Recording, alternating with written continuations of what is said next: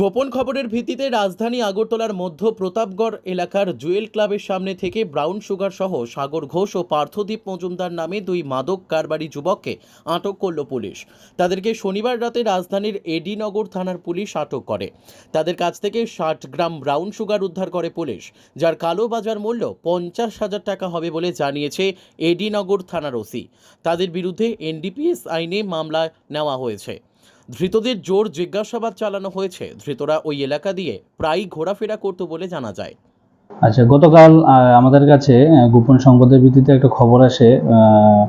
Jewel club মধ্য প্রতাপগড়, এখানে দুটি ছেলে বাইক দিয়ে স্কুটি দিয়ে প্রায় সময় ঘোরাফেরা করে এবং তারা ব্রাউন সুগার বিক্রি করে স্থানীয় যুবকদের কাছে।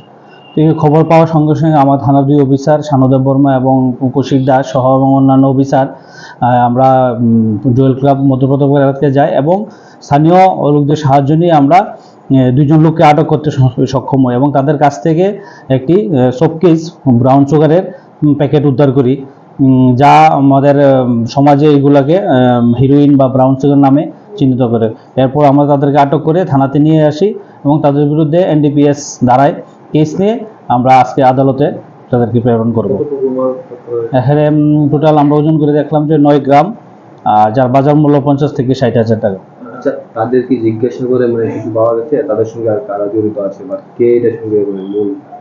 এখনো ইনভেস্টিগেশন চলছে। ইনভেস্টিগেশন আমাদের রিমান্ডে এনে তাদের কাছ থেকে তাদের পিছনে কে জড়িত আছে তাদেরকে আমরা আটক করতে চেষ্টা করব।